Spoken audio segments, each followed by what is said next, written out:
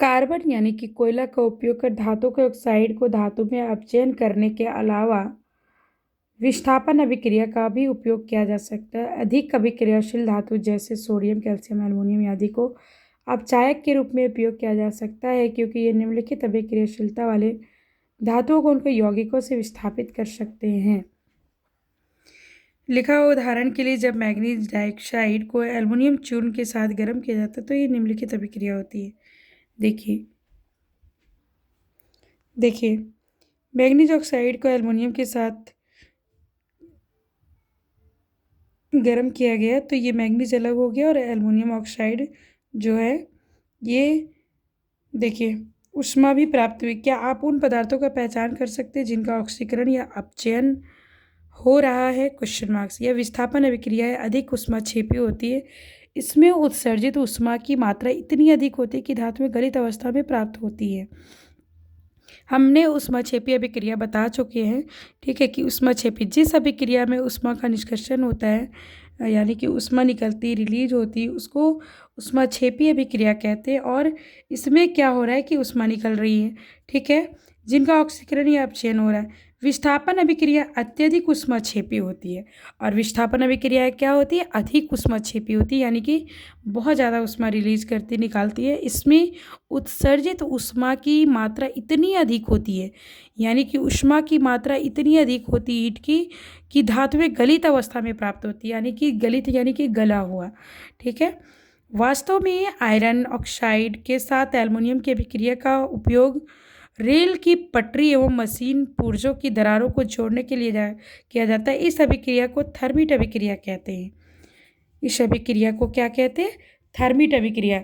यानी कि iron oxide के साथ एल्युमिनियम की अभिक्रिया करके उपयोग रेल की पटरी एवं मशीनों पुर्जों की दरारों, जैसे कि आप यहाँ देख रहे हैं, जैसे कि पटरी वगैरह के बीच जो दरारें पड़ जाती है तो उसको भरने के लिए किसका उपयोग करता है?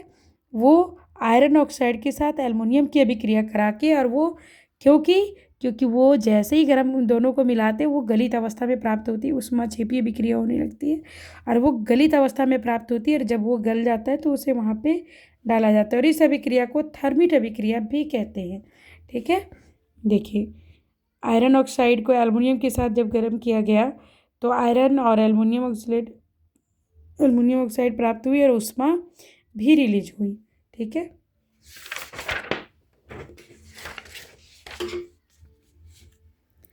अगला जो पॉइंट है लिखा है सक्रियता श्रेणी में सबसे ऊपर स्थित धातुओं का निष्कर्षण।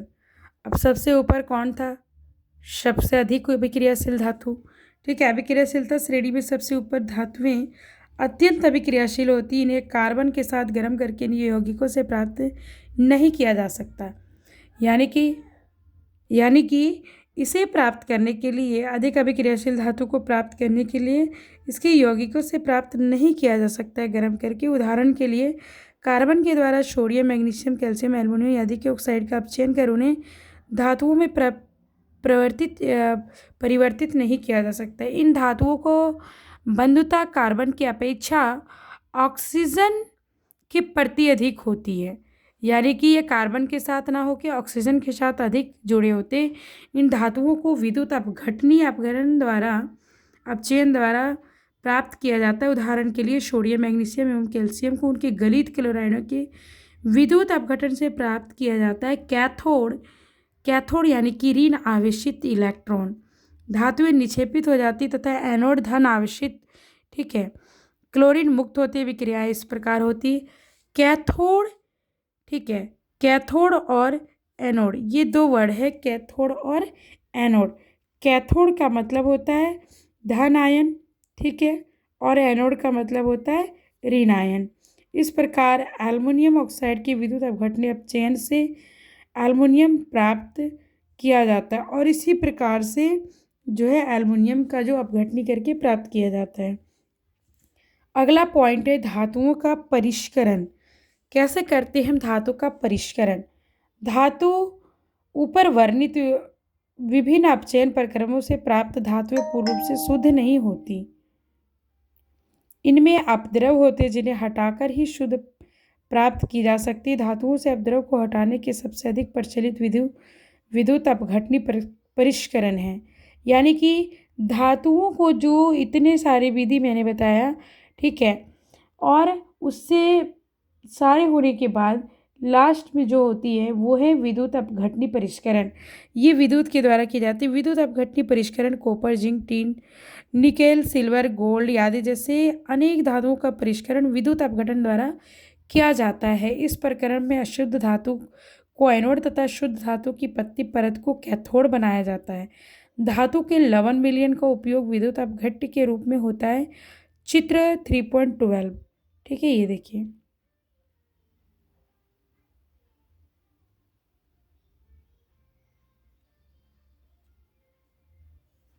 शुद्ध धातु इधर आके जमा होती है, ठीक है, कैथोड पे, और अशुद्ध जो है एनोड पे होती है, ठीक है।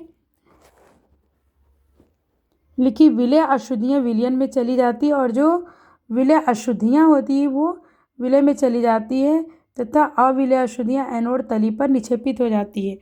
और ये क्या होती है, एनोड की तली पे विक्षेपित हो जाती है जो अशुद्धियाँ होती हैं, जिसे एनोड पंख भी कहते हैं। और इसे क्या कहते हैं, एनोड पंख। ये आप देख रहे हैं यहाँ पे, इसे जो अशुद्धियाँ यहाँ जमा हो गई अपद्रव, उसको एनोड पंख कहते हैं, ठीक है। आगे का पॉइंट है संक्षारण। ये आखिर की ये संक्षारण क्या है। संक्षारण का मतलब होता है कि ऊपर की सतह का, अपनी भाषा में बोले तो ऊपर की सतह का उड़ जाना या संक्षारित हो जाना, ठीक है, या फिर धातुएं हल्की हो जानी संक्षारण कहलाती है। संक्षारण के संबंध में अध्याय 1 में आप निश्चित बातों का अध्ययन कर चुके हैं। खुली वायु में कुछ दिन छोड़ देने पर सिल्वर की वस्तुएं काली हो जाती है, ठीक है। खुली अवस्था में कुछ दिन तक सिल्वर की वस्तुएं काली हो जाती है। जैसा कि आप लोगों ने देखा होगा कि हम लोग एकदम चमचमाती हुई पायल खरीदते हैं जाके, पाजेब, और वो जब खरीदते हैं तो इतनी खूबसूरत लगती है देखने में, और जब उसे हम कुछ दिनों तक इस्तेमाल करते हैं तो वो बिल्कुल ख़राब सी हो जाती है। ऐसा लगता ही नहीं कि वो वही है, ठीक है, क्योंकि वो जो है उस पर एक काली परत जो चढ़ जाती है, वो क्यों, ठीक है, सिल्वर का वायु में उपस्थित सल्फर के साथ अभिक्रिया कर सिल्वर सल्फाइड की परत बनाने के कारण ऐसा होता है। क्यों होता है, क्योंकि वायु में उपस्थित जो सल्फर है उसके साथ वो सिल्वर सल्फाइड की परत बना लेती है, और वो काली काली दिखने लगती है हमारी जो पाजेब है, ठीक है। निम्न पदों की परिभाषा दीजिए, क्वेश्चन आंसर बनाइए आप लोग।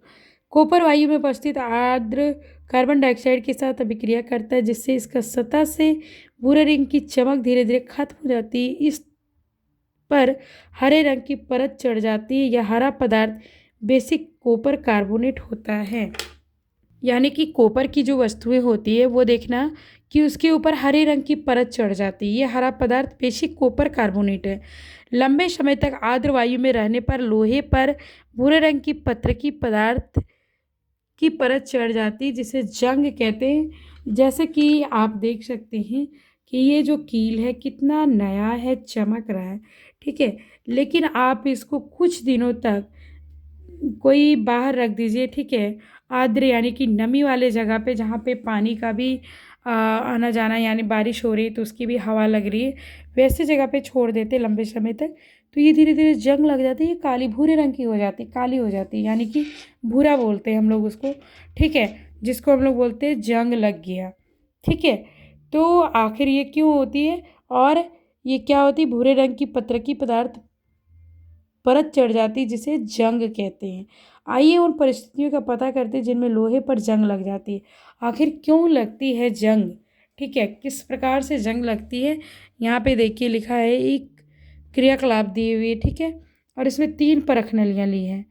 एक में उबलता हुआ आश्वित जल है, ठीक है, दूसरे में है निर्जल कैल्शियम क्लोराइड के शुष्क कर्मक, ठीक है, और एक में जल। देखिए लिखा हुआ है 3 परख नली लीजिए, प्रत्येक में स्वच्छ लोहे की कील डाल दीजिए। इन परख नलियों के ABC के नाम से परख नली AB थोड़ा जल डालकर उसे कॉर्क बंद कीजिए। परख नली B में उबलता हुआ आश्वित जल डालकर उसमें 1 ml तेल मिलाकर कॉर्क बंद कीजिए। तेल जल पर तैरने लगेगा, वायु को जल में विलीन होने से रोक देगा। परखनली सी में थोड़ा निर्जल कैल्शियम क्लोराइड डालकर उसे कॉर्क से बंद कर दीजिए। निर्जल कैल्शियम क्लोराइड वायु की नमी को सोख लेगा और इन परखनलियों को 3.13 को कुछ दिन तक छोड़ने के बाद इनका परीक्षण कीजिए। आप देखें, यानी कि 3 परखनली लिया है, एक में जो है आश्वित जल लिया है, ठीक है, और एक में जल लेके उसमें ऑयल मिला के लिया है, और एक में सिर्फ निर्जल यानी कि बिना पानी का कैल्शियम क्लोराइड लिया है, ठीक है, और तीनों में नया कील डाला है। लिखा आप देखेंगे कि परखनली ए में रखे लोहे की कीलों पर जंग लग गया।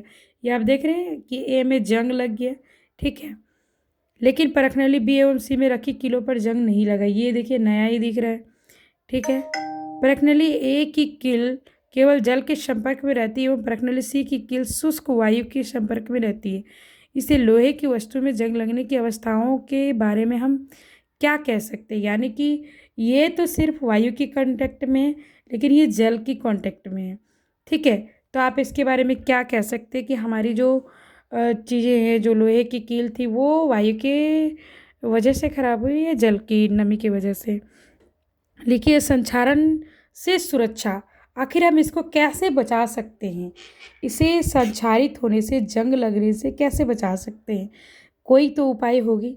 लिखा है पेंट करके, तेल लगाकर, ग्रीस लगाकर, यशद लेपन, लोहे की वस्तु पर जस्ते की परत चढ़ाकर, क्रोमियम लेपन, एनोडीकरण, मिश्र धातु बनाकर लोहे की जंग लगाने से बचाया जा सकता है। यानी कि यदि आप वस्तुओं को लोहे से जंग लगने से बचा सकते हैं, लोहे को, तो उस पर पेंट करके, आप लोग को भी पता है कि हमारे घरों में जितनी गेट दरवाजे होती हैं वो सारे पेंट किए जाते हैं लोहे की, ठीक है, ताकि हमारा जो है वो जंग ना लगे। हम लोग उसको आम भाषा में बोलते हैं खा गया, इसको पानी खा गया, ठीक है, वो पानी नहीं खा जाता, मतलब कि जंग लग जाती है, ठीक है। ग्रीस लगा करके, यशद लेपन करके और क्रोमियम लेपन, एनोडीकरण का मिश्र धातु यानी कि मिश्र धातु बना के, जैसे कि आपने देखा होगा एल्वेस्टर या फिर टीन वगैरह को देखते हैं वो जल्दी जंग नहीं लगते, एल्वेस्टर तो नहीं लगते क्योंकि वो मिश्र धातु के बने होते हैं, इसलिए तो उस तरह से भी करके आप बचा सकते हैं। तो ये है संक्षारण से सुरक्षा, और ये है वेरी वेरी इम्पॉर्टेंट पॉइंट, इसे याद रखिए आप लोग।